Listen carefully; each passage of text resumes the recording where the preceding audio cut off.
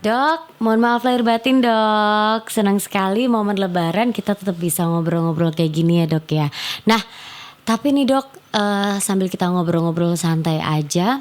Karena kan momen lebaran itu momen dimana orang-orang berkumpul dengan keluarganya masing-masing. Pastinya ada makanan ya, ketupat, opor, rendang, sate. Waduh, enak-enak lah dok.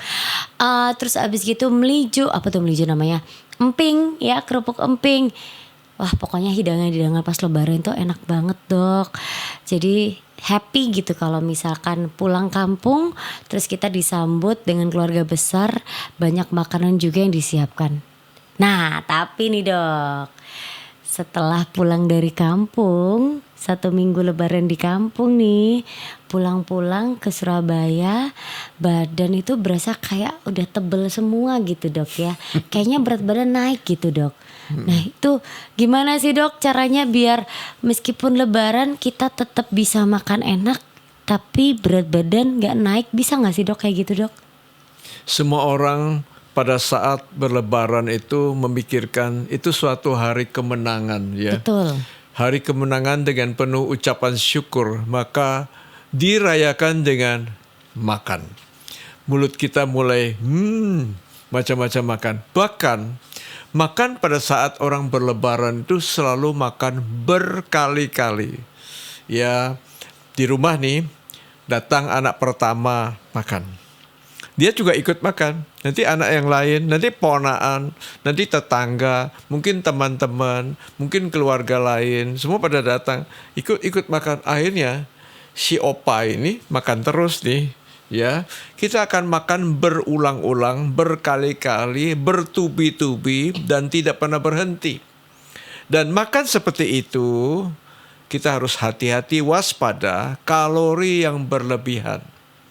Begitu kalori kita berlebihan masuk ke dalam tubuh, tentu saja mengganggu metabolisme. Capek, si pankreas capek, insulinnya capek, ya, metabolisme kita menjadi kalang kabut, lalu liver, pankreas dan organ tubuh lain menjadi pontang-panting, ya, ginjal pun menjadi jadi payah sekali karena semua harus bekerja keras, ya, dan akhirnya penyakit bisa datang. Jadi mari kita nikmati lebaran ini dengan mengatur, ada siasatnya. Nah kita bagikan kepada good people yang hari ini juga merayakan lebaran. Kita semua happy semua, ayo makan.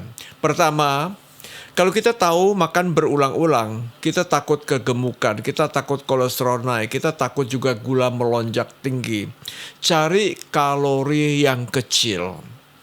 Ya, yang kedua, cari lemak yang rendah. Untuk itu perlu fiber serat yang banyak, itu caranya. Ya, jadi makanan kita selalu ada karbo, ada protein, ada lemak dan fiber. Jadi karbo itu jangan banyak-banyak karena ini kalori besar.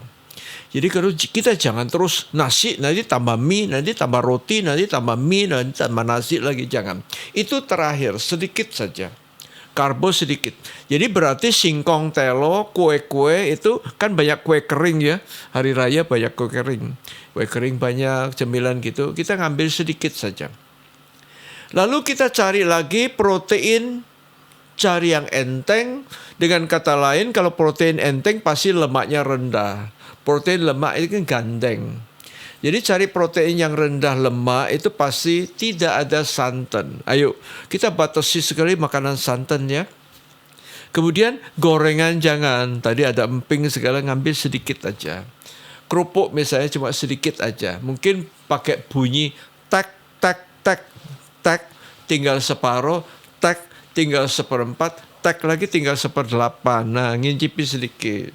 Ya, kemudian keripik-keripik kita batasin, kita jauhi jeroan sedikit saja. Kalau bisa kita banyakin ikannya. Dulu mungkin kita makan ayam, cari yang rendah lemak, tidak ada kulitnya, tidak ada jeroannya, cari bagian dada. Itu lemaknya paling sedikit. Ya, kemudian harus ada fiber. Fiber itu adalah sayur.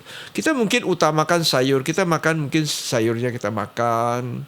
Mungkin ngemilnya kita cari buah-buah potong. Jadi kita tidak lagi terlalu berlebihan seperti es campur, es dawet, es macam-macam itu kalori besar. Ya, mungkin ngincipi sedikit atau berbagi 4-5 orang satu mangkok. Seperti itu. Jadi semua itu kita syukuri banyak makanan. Ya, kemudian kita nikmati semua makanan itu enak-enak dan happy-happy kita.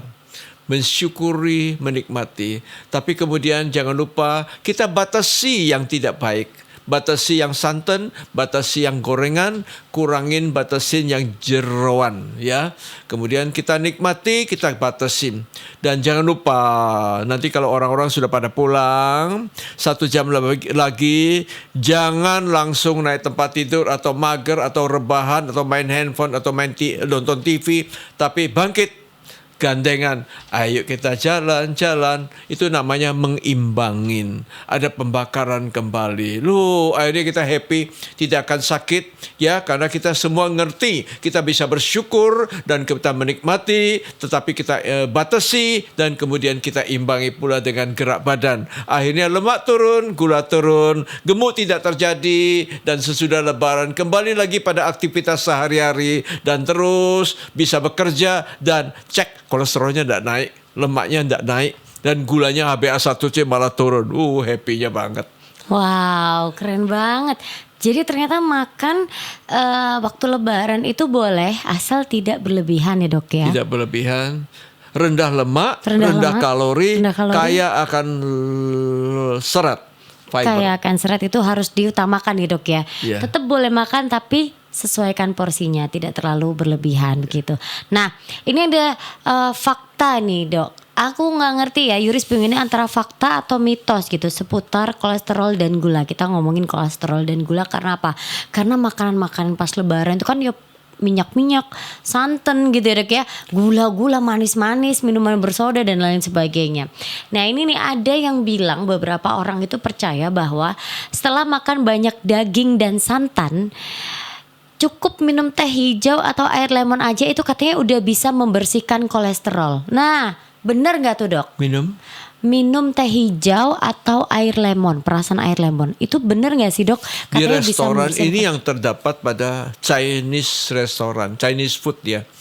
Ya, kalau makanan-makanan banyak lemak-lemak, mereka itu lalu minum teh Chinese tea, ya. Dengan harapan katanya kalau minum teh panas, lalu lemak-lemak pada digelontor habis katanya. Ternyata ini mitos. Karena kalau minum teh, apa yang terjadi? Minum teh itu bagus untuk membersihkan mulut kan. Ya, lemak-lemak ya di sela-sela gusi, di sela-sela gigi itu semua dibersihkan. Sesudah kita makan banyak gaji-gaji, santan-santan, itu lengket semua, lalu minum teh panas, teh anget, teh Chinese tea biasanya. Lalu semua bersih. Bersih mulut pun, lalu lemak-lemak yang lengket-lengket semua pada hilang. Tapi hilangnya tidak lenyap ke udara, tidak lenyap kemana-mana, masuk ke perut. Sampai di perut diserap kembali, masuk di dalam darah kita. Kolesterol kita tetap tinggi dong. Jadi kalau orang habis makan banyak lemak, lalu mengharapkan dengan minum teh nanti hilang. Itu tidak. Lemaknya larut di dalam rongga mulut, tetapi masuk ke dalam perut dan masuk ke dalam lambung dan usus, diserap oleh usus, masuk ke dalam darah kita, kolesterol kita naik. Jadi sebelum terlalu banyak masuk dalam aliran darah kita, ayo imbangin gerak badan dong. Jadi 1 jam habis makan itu banyak yang masuk dalam aliran darah. Cepat bakar, supaya jangan nimbun di rongga perut, tidak nimbun di liver kita, tidak terjadi fatty liver, tidak terjadi penumpukan lemak di dalam rongga perut supaya tidak buncit gerak badan. Kebiasaan kita adalah habis makan tidur, habis makan baringan, habis makan rebahan. Ayo berubah, habis makan gerak badan, bakar kalori ya. Banyak orang kan bakar kalori dulu olahraga kencang kemudian Makan, habis makan mager, nggak boleh. Ya, silakan bergerak, tapi habis makan 1 jam bakar lagi kalori. Oke, berarti itu tadi caranya ya biar kita nggak terlalu nimbun lemak ya dok ya. Nah ngomongin soal lemak itu kan ada hubungannya sama kolesterol. Kolesterol tinggi ya kan. Biasanya kolesterol tinggi ini selalu identik dengan para orang tua gitu. Tapi sebagai anak muda itu juga harus waspada nggak sih dok? Atau ya nggak usah lah masih muda gitu kan, nggak perlu khawatir sama kolesterol tinggi, cukup orang tua aja yang waspada gitu. Gimana menurut dokter? Orang muda, orang tua tetap harus mewaspadai kolesterol. Memang orang tua itu kolesterol kalau tinggi karena pembuluh darah mereka sudah pada pengapuran, sudah kaku semua, ditambah kolesterol sebentar lagi nyumbat, nanti terjadi stroke, terjadi serangan jantung. Anak muda memang pembuluh darahnya masih elastis, belum waktunya kena jantung dan stroke. Tapi kalau waktu muda sudah nimbun lemak banyak, kolesterol banyak, itu pembuluh darahnya sudah pada timbul kerak juga. Memang belum terjadi serangan jantung, tapi seperti kita menyicil atau menabung kerusakan. Menabung kerusakan dan kelak kemudian hari, mungkin belum sampai 60 tahun, mungkin 45, dia sudah kena pasang ring di jantungnya. Mungkin terjadi gejala stroke ringan. Jadi memang semua orang memang harus menjaga supaya kolesterol tidak berlebihan, terutama LDL. Ada orang mengatakan kolesterol itu penting, betul. Penting buat apa? Dinding sel kita itu kolesterol. Enzim kita itu kolesterol, hormon-hormon tubuh itu kolesterol, otak itu kolesterol, syaraf itu perlu kolesterol. Kolesterol sangat penting. Nggak ada kolesterol, organ tubuh kita kacau balau. Tapi kolesterol yang berlebihan artinya LDL kelewat banyak, sedangkan HDL terlalu rendah. Balansnya itu loh, perbandingan antara yang jahat dan yang baik itu kelewat tinggi, terjadi kerusakan. Jadi semua itu harus dalam batas imbang.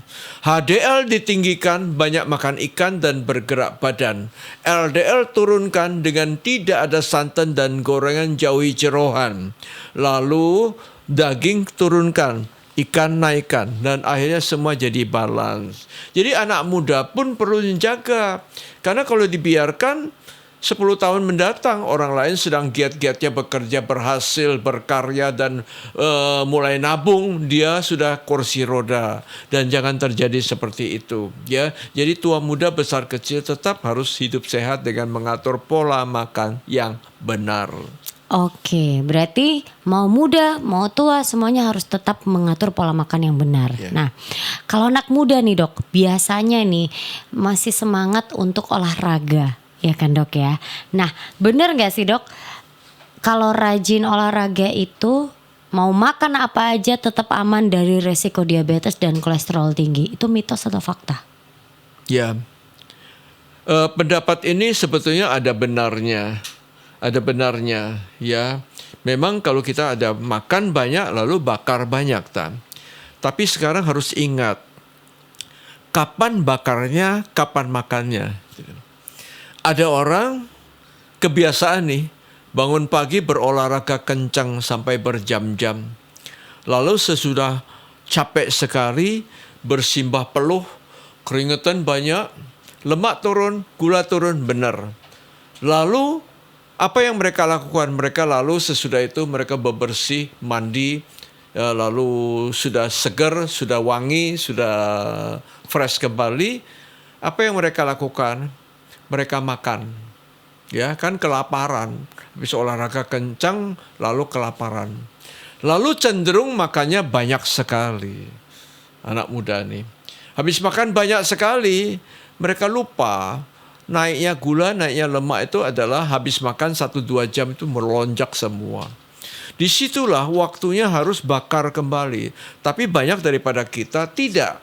Mereka menikmati makan enak itu dengan duduk dan rebahan dan main handphone dan lihat TV dan kemudian ngobrol. Timbullah penimbunan lemak dan gula. Dan itu yang kekeliruan yang ada pada zaman sekarang. Jadi olahraga harusnya kalau Anda mau olahraga pagi silakan. Tapi jangan lupa habis makan, apalagi kalau makannya banyak, 1 jam kemudian ayo bergerak lagi sebentar, 10-20 menit berjalan kaki, bakar lagi. Karena disitulah seringkali lemak kita naik. Disitulah seringkali gula kita juga meroket, mulai naik, terus melonjak tinggi. Lakukan gerak badan 1 hour after meal. Demikian pula makan siang, makan malam pun demikian. Kalau kita makan malam kemudian tidak bergerak, ayo boleh-boleh saja. Tapi makan malam seperti orang miskin artinya tidak banyak karbo lagi. Mungkin malam tidak usah nasi, mungkin malam tidak ada mie lagi, tidak ada roti. Tapi malam dengan salad seporsi atau sayuran atau potong buah-buahan dan tidak dalam bentuk jus. Cari yang kalori kecil dan tidak perlu bergerak kan. Kalau malam hari big dinner, makan besar, jangan lupa gerak badan itu wajib kita lakukan. Oke, wah luar biasa ya. Berarti olahraga itu memang benar, tapi nggak tetap harus dijaga pola makan. Ya. Timingnya juga ya, harus. Selalu ada keseimbangan antara masuk kalori kemudian bakar kalori. Ya seringkali kita bakar dulu baru masuk lalu nimbun. Oke, baik.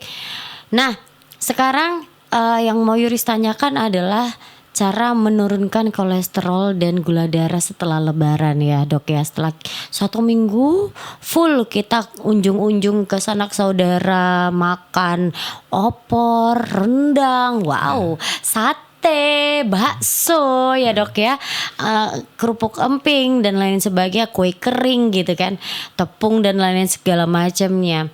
Ada nggak sih dok cara terbaik untuk mendetoks ya, untuk mendetoks dan menurunkan kadar kolesterol dan gula darah secara alami? Dan apakah intermittent fasting ini salah satu cara untuk bisa menormalkan kadar gula dan kolesterol?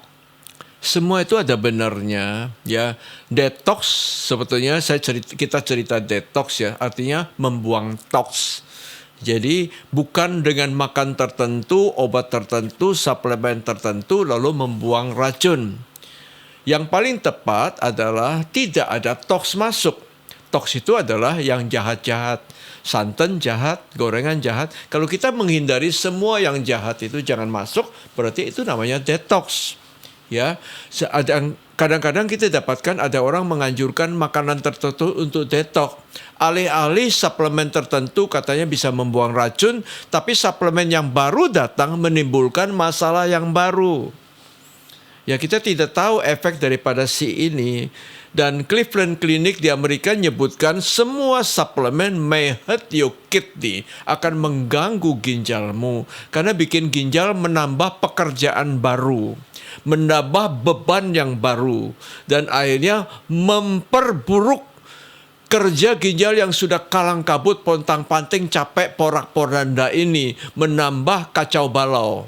Jadi lebih baik jangan kasih apa-apa, kita jaga jangan sampai masuk apa-apa supaya kita tetap sehat. Ini adalah cara untuk detox yang benar. Nah sekarang intermittent fasting itu sebetulnya adalah tidak makan dalam kurun waktu tertentu kan, seperti puasa. Dalam keadaan berapa jam puasa lalu berapa jam makan. Itu intermittent fasting yang ditata, yang diprogram dengan skenario misalnya 16-8. 16 jam tidak makan, 8 jam makan. Itu bagus sekali. Intermittent fasting kalau dilakukan dengan benar, hasilnya bagus.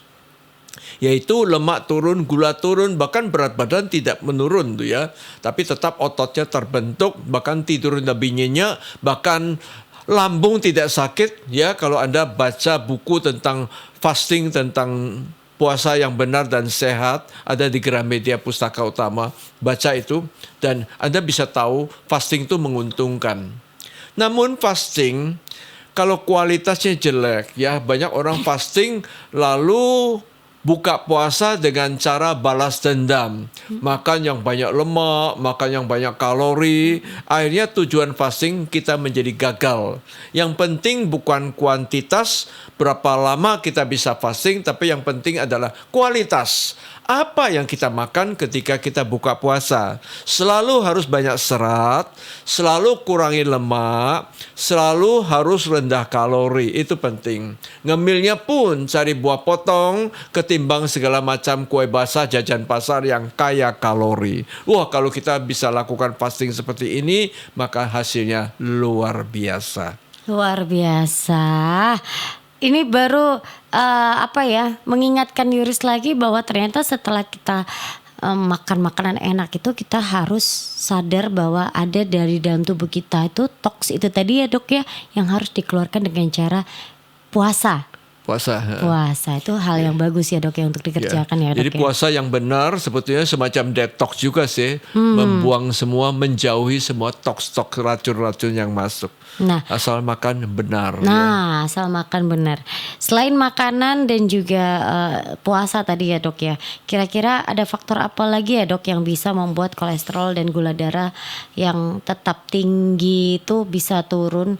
Meskipun makanan udah sehat tapi ternyata gula darah dan kolesterol ini tetap tinggi gitu. Apa ya yang harus diperhatikan lagi dok? Ya, kira-kira? kalau kita sudah rasanya makanku sudah benar loh. Aku enggak makan manis tuh. Kenapa gula tinggi? Aku enggak makan makanan macam-macam. Aku enggak makan gorengan loh. Kenapa kolesterolku tinggi? Ya, ternyata juga ada kiatnya, yaitu ingat tentang masalah jam makan. Aku enggak makan manis. Tapi makananku adalah malam makan. Pagi tidak sarapan. Siang makan, malam lebih banyak makannya. Habis makan malam kita tidur. Dan nimbun. Nah itu, nimbun itu. Dan menyebabkan insulin resisten. Mestinya makan pagi besar karena habis makan pagi pasti bergerak. Sehingga ada pembakaran. Makan malam sebetulnya no karbo. Sehingga karena malam hari habis makan tidak gerak. Jadi tidak ada penimbunan. Penimbunan itu memicu gula, memicu lemak. Jam makan. Selalu kita anjurkan makan pagi seperti raja, makan siang seperti pangeran, makan malam seperti pengemis. Atau dengan kata lain, orang miskin. Bukan berarti orang itu tidak punya makanan apa-apa, tetapi miskin itu atau makanan orang miskin artinya makan sederhana. Ya, sederhana artinya tidak banyak kalori, tidak banyak berlebihan lemaknya, dan kemudian kaya akan serat. Selalu sayur dan buah menjadi pilihan utama. Itu namanya sederhana. Tapi pagi kita bisa makan agak besar, ada telurnya, ada dagingnya, ada ayamnya. Siang pangeran tuh makan variasi. Ada teman, ngobrol macam-macam, tambahan ini itu. Tapi jangan lupa 1 jam kemudian bergerak badan. Banyak orang habis makan siang lalu rebahan juga, dan itu juga salah lagi ya. Oke, baik. Berarti makanan yang sederhana ya dok ya? Sederhana. Bukan artinya makan orang miskin itu tidak makan apa-apa atau makanan jelek atau makanan jorok atau makanan kotor. Bukan. Tetap bersih, tetap sehat. Cuma kalori kecil. Kalori kecil itu makanya namanya disebut makanan sederhana ya dok ya. Nah, selain makanan yang sederhana dok, kira-kira kebiasaan sederhana apa yang bisa kita terapkan sehari-hari biar bisa tetap menikmati makanan enak tanpa perlu takut kolesterol dan gula darah naik atau melonjak? Sederhana, ingat, makanan utama kita pagi, siang, malam, ukuran piring. Piring orang Asia dalam buku disebutkan 7 inci. 7 inci itu kira-kira 25 cm. Nah, gini kan? Ini piring kita nih. Ini 25 cm. Dan kalau bisa, piring itu pinggirnya ada gambar-gambar tuh. Supaya jangan lewat dari batas itu ya. Jadi ingat, batas piring ini besar tapi ada garis lagi dalamnya. Itu piring. Muat di situ jumlah porsinya. Ya. Kemudian ingat pula makanan kita, ingat karbo, protein, lemak, dan fiber. Itu Karbo, protein, lemak, dan fiber. Fiber itu adalah serat-serat sayur-sayur.